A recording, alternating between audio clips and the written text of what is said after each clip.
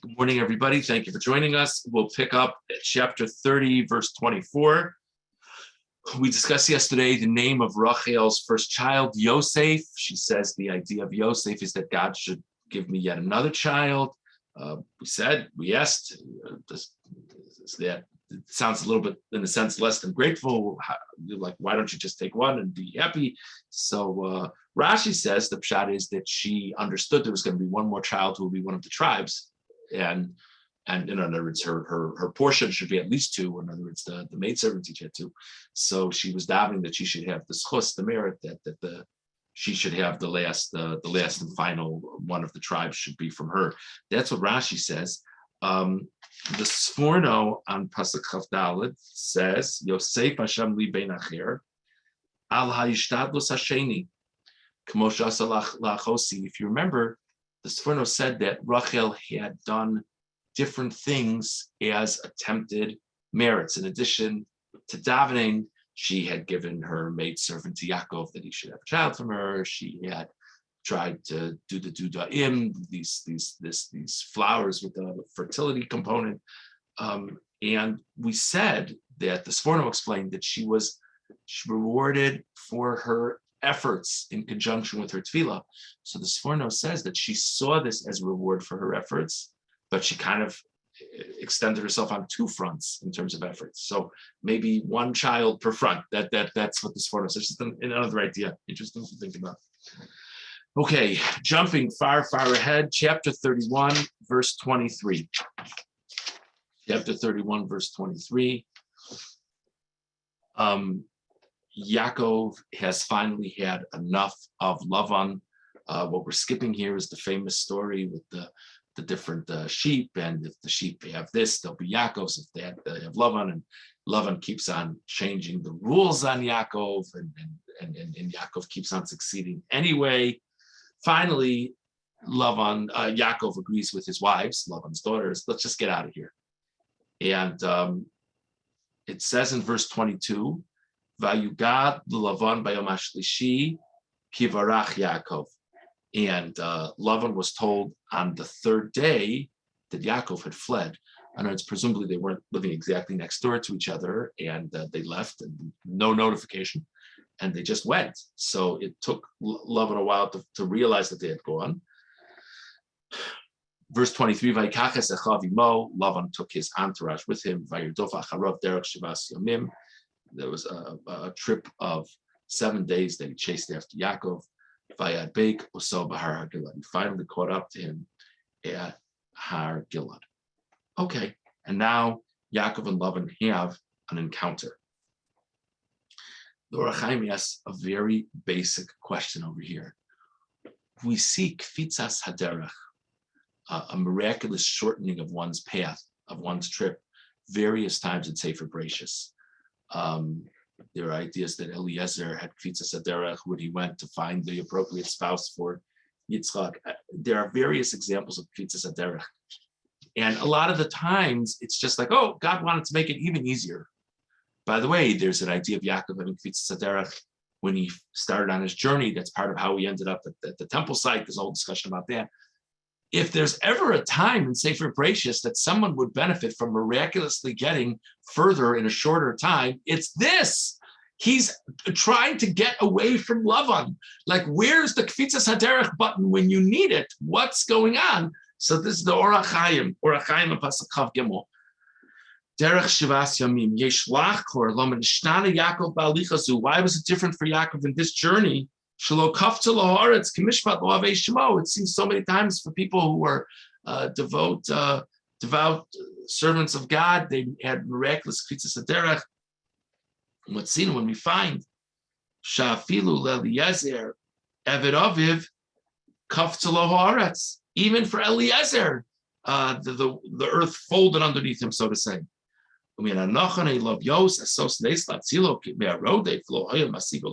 have been great if Lavan wouldn't have caught up to Yaakov in the first place? Why don't you give him that shortening of his path?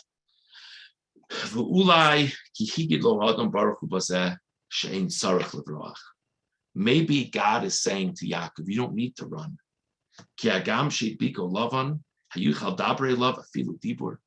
Is there anything Lavan can do or say to Yaakov that's going to be a problem? V'zula zeh yamar chas v'shalom ki lo yochol hatzilo miyad Lavan. Gadla nesa zeh shagam shu ba'al b'chira yimna me'asos b'chira so b'Yaakov.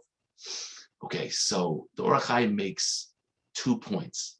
So one point is, it actually would have been detrimental for Yaakov to have miraculously escaped Lavan. If Yaakov miraculously escaped Lavan, so the message is, my gosh, if Lavan would have caught up to you, you would have been in real trouble. So that means he has to spend the rest of his life scared that maybe Lavan's going to catch up to him. It's actually better for him in the long run that Lavan does have an encounter with him, and Lavan can't say boo to him. And Lavan doesn't cause any problems for him whatsoever. And even though, of course, Lavan has free will, God does not enable him to cause any problems for Yaakov here. So it's an interesting answer to an interesting question, but I think there's a great philosophical idea that comes along with that. And that philosophical idea is that many times uniquely difficult situations are great blessings for us. And actually, if we have a difficult encounter and we succeed at that encounter, we know that we can do it in the future. And many times that's the greatest solution for us. Okay, so that's just something to think about. Let's go ahead to verse 36.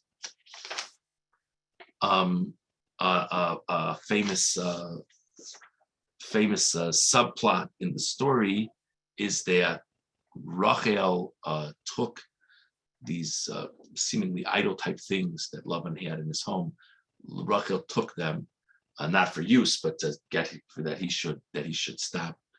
That he should stop using them. Lavan makes an accusation of Yaakov that someone from Yaakov's entourage has taken his things, and Yaakov invites Lavan to search, and Lavan doesn't find them. And now in verse 36, now in reality, Lavan was right. Someone from Yaakov's entourage had taken them. Rachel had taken them. He just didn't find them. Verse 36, Vayichal Yaakov vayorav Lavan. Yaakov became angry and he argued with Lavan.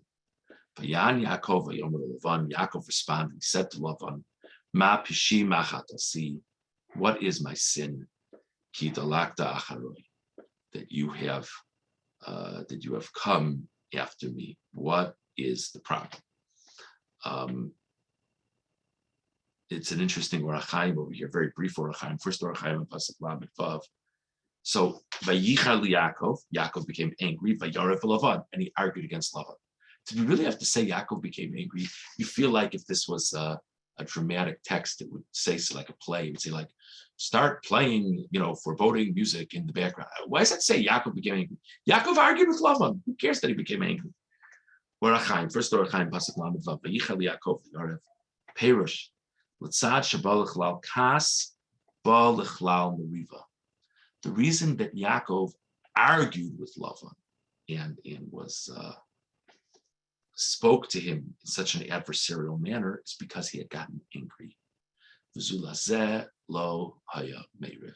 Had he not gotten angry, he wouldn't have been arguing with Lavan. In other words, he would have just calmly said to Lavan, okay, thank you for searching. Obviously, nobody from my entourage took it. I want you to have a wonderful day. And instead, he goes on this whole monologue, which you can look for yourself in the psukim. And it's psukim. It's I think 5, 6 psukim that he goes on and on railing against Lavan. So the Orach Chaim says what the pasuk is teaching us is that Yaakov lost his temper, and that had he not gotten angry, he wouldn't have had the need for this whole monologue. I think it's a lesson that we can all relate to. Again, the question is not, was he right or wrong? Of course he was, he was justified in the sense that he had been very loyal to Lavan and Lavan didn't treat him right. But many times when we go on the monologues, especially if the monologues are at a high pitch, it's because we lost our calm. And even with the great Yaakov, that's what the pasuk is teaching us. An interesting thing. Okay, jumping ahead to verse 47. Okay, so Yaakov and Lavan make peace, They make a whole agreement that everything is going to go well, and they take stones and they make a mound with those stones. And now in verse 47, Vayikrolo Lavan Yigar Soadusa. Lavan called this thing Yigar Sadusa, which Rashi explains literally means the mound of testimony, because that's what it was. Yaakov Karolo Galed. And Yaakov called it Galed, which is Hebrew for the mound of testimony. So Yigar Sadusa is like Aramaic or some variation of Aramaic, and Yaakov calls it Hebrew, but they're both calling it the same thing, just in different languages. 48. Vayomer Lavan Hagal Hazeh Eid Beinu Veincha Hayom. Lavan says, this mound is a testimony between me and you today. Halkein Karashmo Galed. And therefore, Lavan called it Galed. What a strange exchange. So Lavan says, I look at this and I call it Yigar Sadusa. Yaakov says, I look at this and I call it Galed. Lavan says, well, let's say this is a mound of testimony between us, which of course was before Lavan said this, and I'm going to call it Galed just like you called it Galed. What's this about? Like, well, there seems to be something else going on here. There must be, but what is it? Sforno on Pasuk Mem Zayin. Yaakov Karalo Galed. Shalosh Shinas Lashono. Yaakov spoke Hebrew. Yaakov didn't want to change his language. This is such a fascinating echo of the Jewish experience in Egypt, that this is one of the things that we speak about, that the Jews kept their language. So there's a very subtle struggle going on here with everyone with big smiles on their faces, but there's a subtle struggle. So Lavan calls it, they make like this peace treaty. They even create something to signify the peace treaty, but Lavan calls it Yigar Sadusa, because Lavan wants to sort of control the terms. So Lavan's using a language that he's comfortable with. And Yaakov says, gotcha. I think it's a great concept that you're saying. And Yaakov captures the same concept in Hebrew, because Yaakov speaks in Hebrew. And now the next form was Sforna Memches, Vayomer Lavan Hagal Hazeh. And now Lavan responds, yeah, let's call it Galed, what Yaakov called it. Says the Sforno. Nichna l'koro b'lshon shel Yaakov.